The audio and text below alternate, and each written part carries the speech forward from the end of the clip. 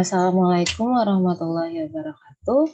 Hai semuanya, kami dari kelompok 4 di mata kuliah Rekayasa Perangkat Lunak ini, kami ingin mempresentasikan hasil diskusi kelompok kami yang akan membahas proyek tentang sistem pemesanan event organizer.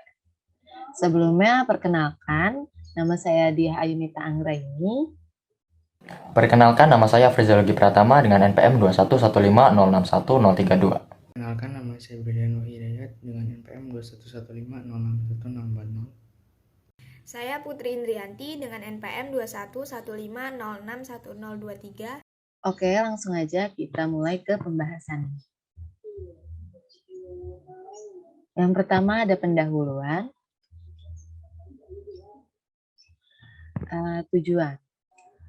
Tujuan membangun sistem pemesanan event organizer online ini untuk membangun sistem pemesanan event organizer online dalam membantu pelayanan pemesanan jasa oleh pelanggan secara online, pengelolaan paket, pengelolaan tim yang bertanggung jawab dan menangani setiap jasa event organizer online yang telah dipesan oleh pelanggan.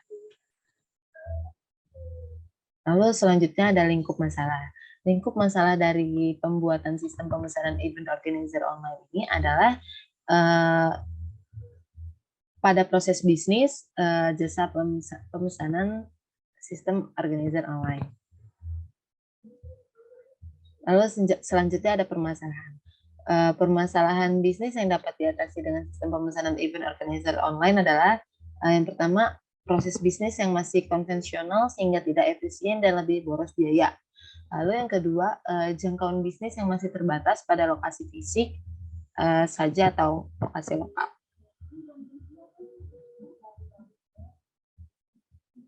Oke, selanjutnya ada deskripsi umum sistem.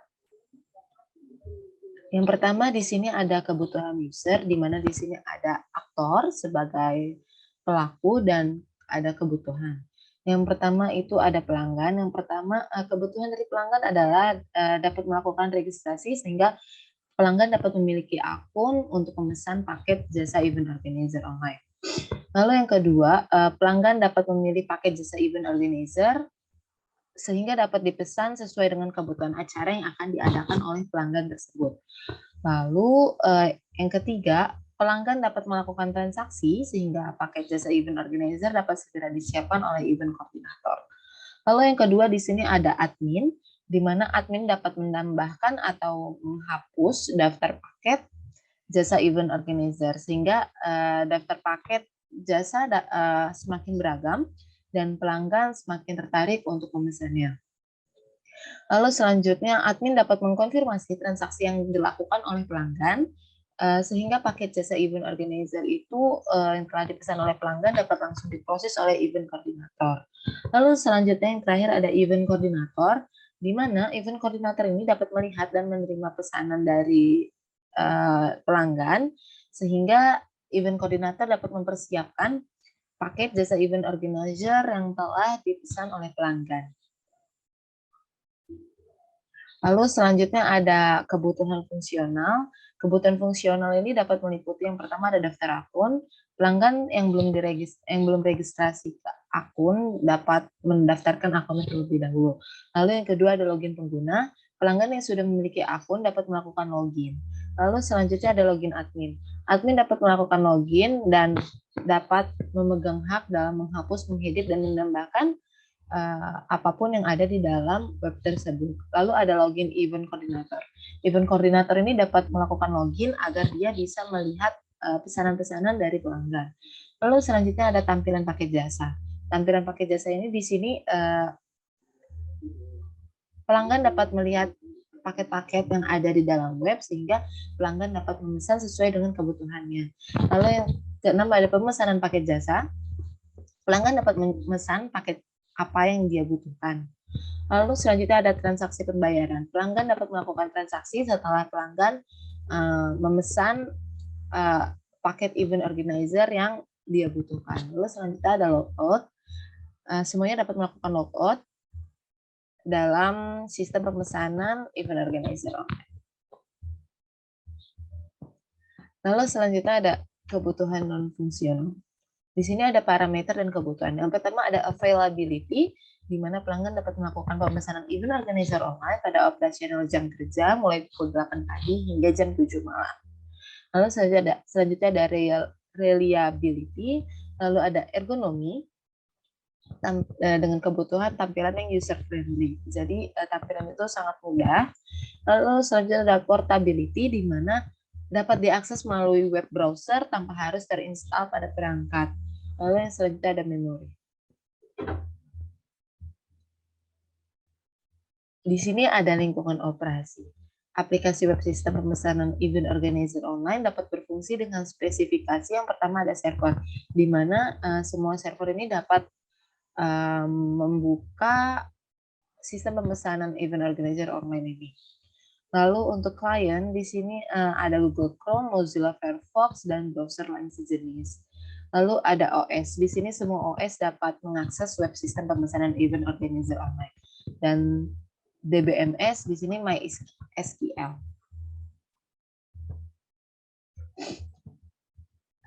Selanjutnya ada arsitektur sistem. Di sini yang pertama ada display, lalu turun ke input, lalu ke proses. Setelah proses, dia turun ke objek dan nanti akan terkumpul di database. Setelah dari database, kembali lagi ke objek, lalu kembali lagi ke proses, naik lagi ke output, dan ke display, lalu keluar.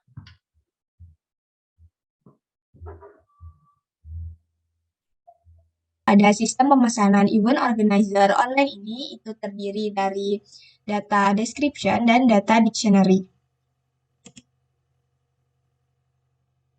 Nah, untuk data description itu terdiri dari yang pertama ada username.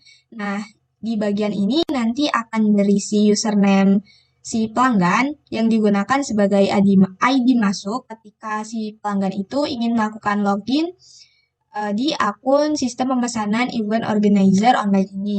Nah, kemudian yang kedua itu ada password. Nah, ini nanti akan berisi password dari si pelanggan yang digunakan sebagai kata sandi ketika si pelanggan itu ingin melakukan login di akun miliknya. Nah, kemudian yang ketiga itu ada nama. Nah, di sini nanti itu berisi nama si user yang digunakan sebagai identitas dari akun miliknya. Nah, kemudian di sini ada alamat pelanggan. Nah, ini nanti itu akan berisi alamat si pelanggan yang nanti itu digunakan sebagai alamat tempat pemesanan ketika si pelanggan itu ingin melakukan pemesanan paket di akun miliknya. Nah, selanjutnya di sini ada alamat email pelanggan. Ini nanti itu berisi alamat email pelanggan yang digunakan sebagai media untuk menerima notifikasi pesan dari sistem pemesanan event organizer online ini. Nah, contohnya itu ketika si pelanggan melakukan pemesanan paket, nanti dia akan menerima notifikasi pesan bahwa paket yang dia pesan telah dikonfirmasi oleh admin sistem pemesanan event organizer ini. Nah, kemudian selanjutnya ada no HP. Nah, ini nanti akan berisi nomor handphone dari si pelanggan yang digunakan ketika event koordinator itu mengalami kesulitan dalam menemukan alamat pelanggan tersebut. Nah, selanjutnya di sini ada alamat email admin. Ini nanti akan berisi alamat email admin yang nanti itu digunakan sebagai media untuk menerima notifikasi pesan dari sistem pemesanan event organizer online ini. Nah, contohnya itu nanti admin akan menerima notifikasi pesan ketika si pelanggan melakukan pemesanan paket. Nah, selanjutnya ini ada alamat email koor yang nantinya itu berisi alamat email dari event koordinator yang digunakan sebagai media untuk menerima notifikasi pesan apabila terdapat pesanan yang telah dikonfirmasi oleh admin dan perlu segera disiapkan pesanannya. Nah, selanjutnya itu data dictionary. Di sini kita bisa lihat untuk data dictionary-nya yang memuat tentang info-info dari aktor sistem pemesanan event organizer online ini. yang memuat nama kesatuan, nama elemen, definisi, tipe, dan format penyimpanan. Nah, untuk tabel ini, yang pertama itu untuk info-info si pelanggan. Di sini itu disimbolkan pelanggan underscore info. Nah, di sini ada nama kesatuannya untuk username, password, nama, alamat pelanggan, alamat email pelanggan, no HP. Nah, di sini juga ada nama elemen dari info-info dari pelanggan. Kemudian untuk definisinya di sini bisa kita lihat seperti username pelanggan, untuk password pelanggan, nama pelanggan, dan tipenya itu teks. Kemudian untuk format penyimpanannya itu any. Nah, selanjutnya untuk info tentang si admin itu ada nama kesatuannya terdiri dari nama dan alamat email admin. Nah, di sini juga ada nama elemennya dan definisi dari info-info tersebut. Kemudian ada tipenya yaitu teks. Nah, dan selanjutnya ada format penyimpanan juga any. Kemudian yang terakhir untuk info dari event koordinator itu ada nama kesatuan juga, itu ada nama, alamat email koor. Kemudian di sini ada alamat email elemennya juga dan definisinya juga. Kemudian tipenya itu teks dan format penyimpanannya itu any. Nah, selanjutnya itu desain komponen pada sistem pemesanan event organizer online ini. Nah, yang pertama itu ada use case diagram. Di use case diagram sistem ini, itu dia terdiri dari 3 aktor. Yang pertama ada pelanggan, kemudian admin, dan event koordinator. Nah, pelanggan sendiri itu bisa melakukan aktivitas seperti mendaftarkan akun sebagai pengguna, melihat paket event organizer, melihat informasi yang bersifat umum, dan yang terakhir memilih paket event organizer dan melakukan transaksi. Kemudian, admin sendiri itu juga bisa melakukan beberapa aktivitas seperti mengedit dan menghapus data, kemudian melihat daftar pelanggan teregistrasi, kemudian menambahkan daftar paket event organizer, dan yang terakhir mengkonfirmasi transaksi. Nah, untuk event koordinator itu juga memiliki aktivitas seperti menerima data pemesanan dan juga melakukan eksekusi event sesuai dengan pesanan. Nah, di sini untuk database pelanggan itu dia memiliki 2 persyaratan, yaitu dari aktivitas pelanggan tentang mendaftarkan akun sebagai pengguna dan juga dari aktivitas admin tentang melihat daftar pelanggan registrasi. Nah, jadi dia di sini itu ada relasi include-nya. Nah, database pelanggan itu juga dapat diperluas dari aktivitas si admin, yaitu tentang mengedit dan menghapus data. Jadi di sini dia ada extend-nya. Nah, kemudian untuk daftar paket event organizer, dia itu memiliki satu persyaratan atau keharusan yang diambil dari aktivitas pelanggan tentang melihat paket event organizer. Nah, jadi dia di sini itu ada relasi inputnya. Kemudian di daftar paket event organizer, yaitu juga dapat diperluas dari aktivitas admin tentang menambahkan daftar paket event organizer. Jadi di sini dia ada relasi extend-nya. Nah, kemudian untuk aktivitas admin tentang mengkonfirmasi transaksi, yaitu juga ada satu persyaratan atau keharusan, yaitu dari aktivitas pelanggan tentang memilih paket event organizer dan melakukan transaksi. Jadi dia di sini juga ada relasi include-nya. Kemudian untuk data pemesanan, di sini dia juga ada 2 persyaratan atau keharusan dari aktivitas admin tentang mengkonfirmasi transaksi dan juga dari aktivitas event koordinator tentang menerima data pemesanan. Jadi dia di sini juga ada relasi include-nya. Akan menjelaskan tentang activity diagram. Activity diagram ini merupakan gambaran dari aliran kerja atau aktivitas dari sebuah sistem atau menu dari sebuah perangkat lunak. Oke, langsung aja ke pendaftaran activity diagram pertama, yaitu pendaftaran akun pelanggan. Di sini terdapat bertabel yaitu pelanggan dan sistem. Langsung dimulai dari pelanggan untuk menggunakan tombol daftar, kemudian sistem akan menampilkan form daftar register. Kemudian pelanggan diminta untuk mengisi data pribadi dari pelanggan itu sendiri. Kemudian setelah selesai, pelanggan menekan tombol register. Kemudian sistem akan memvalidasi data dari pelanggan. Jika data itu salah atau ada yang kurang, akan kembali lagi untuk mengisi data pribadi. Pelanggan ini diminta untuk mengisi data pribadi kembali. Jika benar, sistem akan menyimpan data dari pelanggan itu.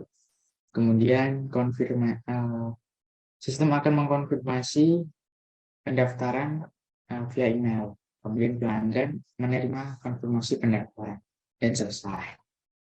Oke, next.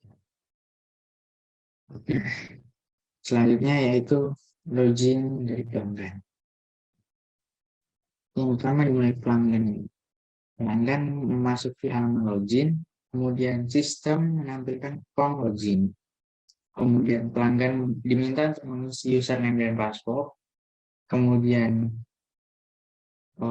setelah selesai, pelanggan akan mengklik tombol login, kemudian sistem akan memvalidasi username dan password. Jika password salah, pelanggan akan dikirim pesan dan diminta untuk mengisi username dan password kembali. Jika benar, login akan berhasil dan pelanggan berhasil masuk dan selesai. Selanjutnya yaitu logout pelanggan.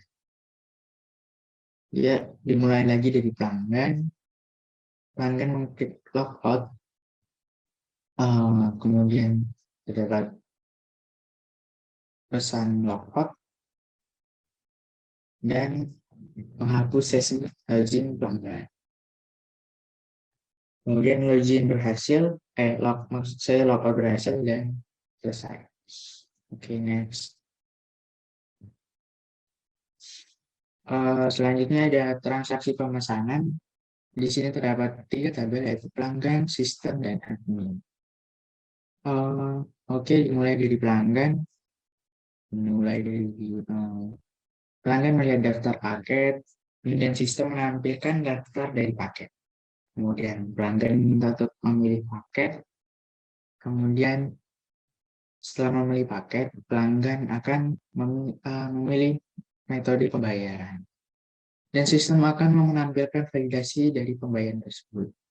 Nah, admin ini selanjutnya mengonfirmasi pesanan dari pelanggan. Kemudian divalidasi. Jika pesanan ditolak, berarti pelanggan diminta untuk mendaftar paket kembali dari awal. Kemudian, jika pesanan berhasil, sistem akan menerima pesanan diterima. Nah, pelanggan berarti tinggal melakukan transaksi saja dan selesai. Selanjutnya ada admin mengelola data. Yang pertama ada admin dan sistem. Mulai dari admin memilih menu dari data user, kemudian sistem akan menampilkan user data. Dan admin akan melihat data user. Dan selanjutnya mengelola data user. Di sini ada pilihan yaitu apakah admin akan menambahkan data user atau menghapus data user atau mengedit dari data user. Jika menghapus data user, ini sistem akan menggunakan hapus data user yang dipilih. Jika menambah data user atau mengedit data user, sistem akan langsung menampilkan untuk admin memilih menu dari data user. Kemudian dari hapus data user yang dipilih dan admin memilih menu data user, ini langsung ke selesai saja. Jadi mengolah data alurnya seperti itu. Kemudian event koordinator melihat pesanan. Terdapat event koordinator dan sistem.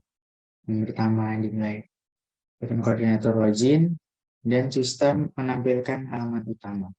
Dan event koordinator akan memilih menu pesanan pelanggan. Kemudian sistem akan mengambilkan rincian pesanan pelanggan.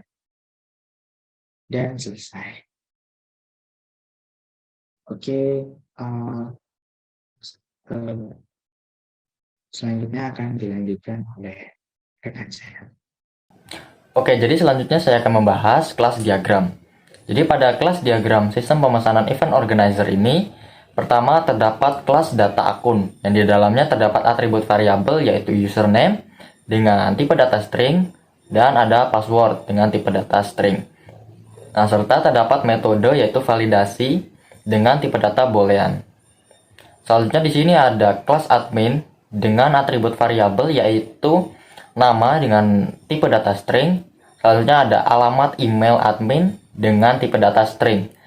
Nah, selanjutnya juga terdapat metode yaitu update data dan update paket. Nah, selanjutnya ada kelas event coordinator dengan atribut variabel yaitu yang pertama ada nama dengan tipe data string dan ada alamat email koor dengan tipe data string. Selanjutnya ada kelas pelanggan dengan atribut variabel yaitu nama dengan tipe data string.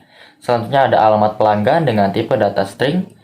Selanjutnya ada alamat email pelanggan dengan tipe data string dan nomor HP dengan tipe data integer. Selanjutnya juga terdapat metode yaitu daftar, masuk, dan keluar. Nah, jadi untuk kelas admin, kelas event koordinator, dan kelas pelanggan, ini ketiganya memiliki relasi dengan kelas data akun di atasnya. Dan untuk kelas pelanggan, ini memiliki relasi dengan kelas pemesanan di bawahnya. Nah, jadi untuk satu kelas pelanggan, itu dapat memiliki kelas pemesanan dari 0 sampai jumlah yang tidak ditentukan. Yang artinya, jika diimplementasikan, nantinya user dapat melakukan pemesanan berkali-kali tanpa ada batasan pemesanan. Nah, pada kelas pemesanan, terdapat atribut variabel. Yang pertama ada order dengan tipe data integer. Yang kedua ada nama dengan tipe data string. Lalu ada alamat pelanggan dengan tipe data string, alamat email dengan tipe data string, nomor HP dengan tipe data integer, dan yang terakhir ada jenis paket dengan tipe data string. Dan juga terdapat metode yaitu buat pesanan. Dan untuk kelas pemesanan ini memiliki relasi dengan kelas proses. Dan untuk satu pemesanan itu memiliki satu buah proses. Nah, pada kelas proses sendiri terdapat atribut variabel yaitu status dengan tipe data string. Dan untuk metodenya terdapat konfirmasi bayar dan konfirmasi selesai. Lanjut, akan membahas tentang data flow diagram. Sebelumnya, data flow diagram ini berisikan peta yang menjabarkan tentang sebuah arus informasi yang mana prosesnya itu sebuah data yang dimulai dari input dan akan menjadi sebuah output. Oke, langsung aja ke data flow diagram tentang pendaftaran akun pelanggan. Pertama itu pelanggan akan memasukkan data, kemudian akan mendaftar, kemudian akan menyimpan data di database user. Oke, selanjutnya login pelanggan. Pertama pelanggan kemudian memasukkan akun dan akan login dan akan mengecek data. Dan semua ke database, kemudian database memberi sesi ke pelanggan yaitu sesi login dan backup. Kemudian logout pelanggan. Pelanggan ke logout, kemudian setelah itu akan menghapus sesi dan sesi dan pelanggan berhasil log. Selanjutnya yaitu transaksi pemesanan. Yang pertama pelanggan akan memesan dan membayar paket dan diproses di transaksi pemesanan dan akan mengkonfirmasi pembayaran ke admin. Kemudian dari transaksi pemesanan ini akan didapat detail pemesanan ke event koordinator. Kalau event koordinator akan menerima detail pesanan dan pelanggan akan menerima dari nota dari pemesanan tersebut. Selanjutnya itu admin mengolah data. Pertama ada admin memasukkan data, admin mengedit data, dan admin menghapus data. Dan di sini diproses, dikelola datanya, kemudian edit data, dan akan masuk ke database user. Oke, selanjutnya akan dilanjutkan oleh rekan saya. Oke, selanjutnya saya akan membahas mengenai user interface atau desain antarmuka. Jadi user interface ini merupakan sebuah tampilan dari visual produk yang dapat menjadi penghubung antara pengguna dengan sistem yang dibuat. Nah, user interface ini punya peranan yang sangat penting dalam pembuatan sebuah software, karena user interface yang baik itu dapat memudahkan interaksi pengguna dengan software dan juga dapat meningkatkan dari kepuasan pelanggan. Oke, jadi pada sistem yang kami rancang, ini user interface-nya menggunakan kombinasi warna biru dan putih serta aksen hijau supaya tampilannya itu menjadi lebih senada. Pada sistem yang kami buat terdapat beberapa tampilan. Yang pertama di sini ada tampilan home, yang mana tampilan home ini merupakan tampilan awal yang dilihat oleh user ketika user ini pertama kali memasuki website ini. Nah, pada menu home ini terdapat call to action button, yang mana berfungsi untuk menarik pengguna untuk memesan paket event organizer yang terdapat pada website kami. Oke, selanjutnya di sini ada menu tampilan paket, yang mana pada menu ini terdapat paket-paket yang tersedia dan dapat dipesan oleh pengguna. Selanjutnya terdapat tampilan kontak, di mana pada menu ini terdapat kontak yang dapat dihubungi oleh pengguna apabila pengguna tersebut mempunyai pertanyaan, kebingungan, atau hal yang lainnya. Selanjutnya terdapat menu untuk mendaftarkan akun. Di sini user dapat membuat akun baru supaya dapat melakukan pemesanan paket jasa. Nah, untuk mendaftar di sini user perlu memasukkan data seperti username, password, email, nomor HP, nama, dan alamat. Nah, di sini juga terdapat kalimat sudah punya akun yang berupa link. Nah, jadi apabila user sudah memiliki akun, pengguna ini dapat mengklik kalimat ini untuk beralih pada menu login. Oke, selanjutnya di sini ada tampilan login, di mana apabila user telah melakukan pendaftaran dan punya akun, nah di sini user bisa melakukan login dengan memasukkan username dan password dari akun yang sudah didaftarkan. Selanjutnya di sini ada tampilan transaksi pemesanan. Nah, di menu ini berfungsi untuk pemesan paket jasa. Contohnya di sini apabila user ingin memilih paket ulang tahun, nah maka tampilannya akan menampilkan fitur apa saja yang akan didapat dan berapa total harga dari paket tersebut. Nah, apabila user sudah yakin untuk memesan, nah user dapat memasukkan tanggal event yang akan dilaksanakan dan juga dapat memberikan catatan kepada event organizer. Selanjutnya ada tampilan dari transaksi pembayaran. Nah, setelah user melakukan pemesanan, user akan diarahkan ke menu pembayaran untuk membayar paket pesanannya. Nah, di sini user dapat memilih beberapa metode seperti transfer bank, kartu kredit, dan dompet digital untuk melakukan pembayaran. Nah, setelah user melakukan transfer, user dapat memasukkan bukti transfernya pada tempat yang telah disediakan dan kemudian menekan tombol konfirmasi pemesanan. Nah, setelah user melakukan pembayaran, maka sistem akan menampilkan tampilan sebagai berikut. Nah, di sini fungsi dari tampilan ini untuk memberitahu user bahwa pembayaran yang telah dilakukan sedang menunggu konfirmasi dari admin. Nah, selain itu, pada tampilan ini juga terdapat tombol untuk kembali ke home dan tombol untuk melihat pesanan. Selanjutnya, tampilan pada menu pesanan. Di sini user dapat melihat detail pesanan dan status pesanan seperti telah selesai, sedang diproses, dan menunggu konfirmasi. Selanjutnya, di sini terdapat tampilan pada menu admin, yang dimana admin dapat mengecek pembayaran yang dilakukan oleh pengguna dan mengonfirmasi pembayaran tersebut. Nah, selain itu, admin juga dapat menambah, mengedit, dan menghapus info paket jasa, serta juga dapat melihat data pelanggan yang telah terregistrasi. Oke, di sini yang terakhir terdapat tampilan dari menu event koordinator. Nah, pada menu ini terdapat daftar pesanan yang telah dikonfirmasi oleh admin, sehingga pesanan ini perlu disiapkan dan diproses lebih lanjut oleh event koordinator. Sekian presentasi dari kami, kurang lebihnya saya mohon maaf. Saya akhiri. Wassalamualaikum warahmatullahi wabarakatuh.